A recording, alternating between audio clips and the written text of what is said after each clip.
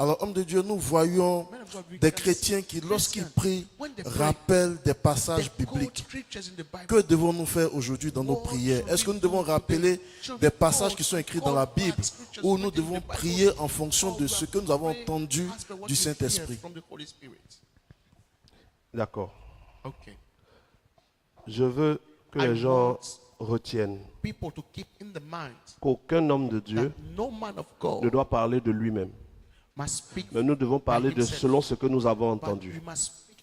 Jésus parlait de selon ce qu'il entendait. Et quand les disciples de Jésus lui demandent comment prier, il dit: Notre Père qui es aux cieux, que ton nom soit sanctifié, que ton règne vienne, que ta volonté soit faite, jusqu'à la fin. Quand il finit de dire, dans tout le Notre Père, il ne rappelle aucun passage biblique. Jésus ne cite aucun passage biblique dans le Notre Père. Parce que prier, ce n'est pas réciter.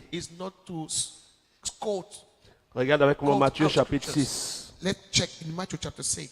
Ils ont tout mélangé, tout est gâté. Et quand Dieu apporte la vérité, ils ne veulent pas, ils se débattent pour souffrir et aller à l'enfer. Matthieu chapitre 6, verset 5. Lorsque vous priez, ne soyez pas comme les hypocrites qui aiment à prier debout dans les synagogues et au coin des rues pour être vus des hommes. Je vous le dis en vérité, ils reçoivent leur récompense. Mais quand tu pries, entre dans ta chambre, ferme ta porte et prie ton Père qui est là. Qui? Ton père, pas ton fils, pas ton frère, mais ton Père. Qui est là dans le lieu secret. Et ton Père qui voit dans le secret te le rendra. Verset 7. En priant, ne multipliez pas de vaines paroles comme les païens qui s'imaginent qu'à force de paroles, ils seront exaucés. Prier, ce n'est pas réciter. Ce n'est pas répéter de vaines paroles. Ô Éternel, c'est toi qui as dit, tu avais fait ceci. Et quand je me rappelle de ce texte, attends. Citer des passages dans la prière n'est pas une mauvaise chose. Mais à un niveau de la prière, tu ne cites plus les passages.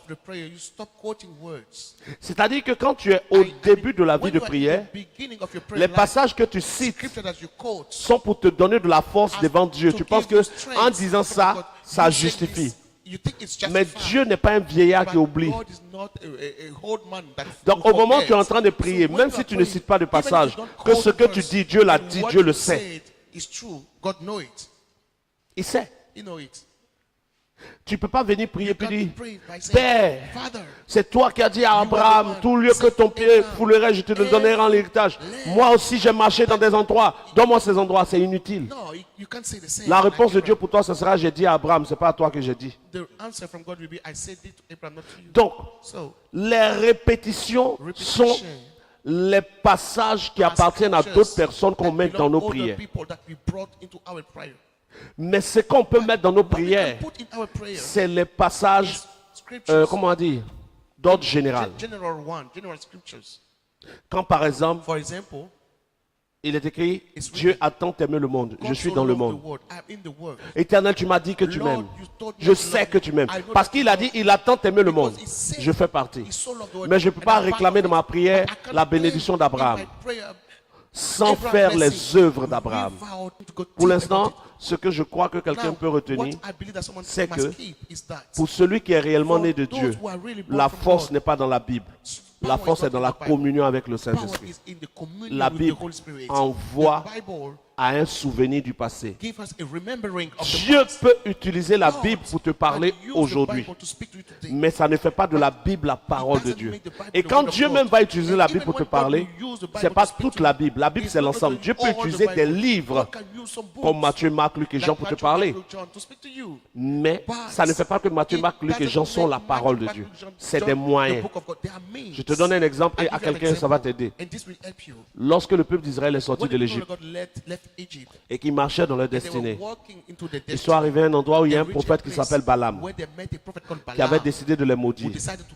Et quand Balaam partait pour les maudire, Balaam était monté sur un âne et est arrivé dans un endroit. L'âne s'est arrêté. Balaam a tapé l'âne. L'âne refusait.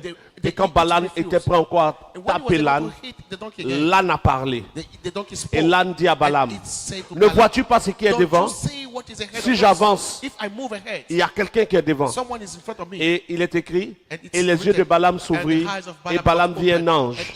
Et l'ange lui dit, si tu avais avancé, je t'aurais tué. Dieu a parlé par l'âne. Mais l'âne n'est pas la parole de Dieu. C'est très clair. Dieu a parlé par un âne. Mais est-ce que l'âne est devenu la parole de Dieu?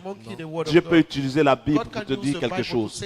Mais dans ce livre, il y a des livres que Dieu ne va jamais utiliser pour te parler. Mais le livre n'est pas la parole de Dieu. Ok.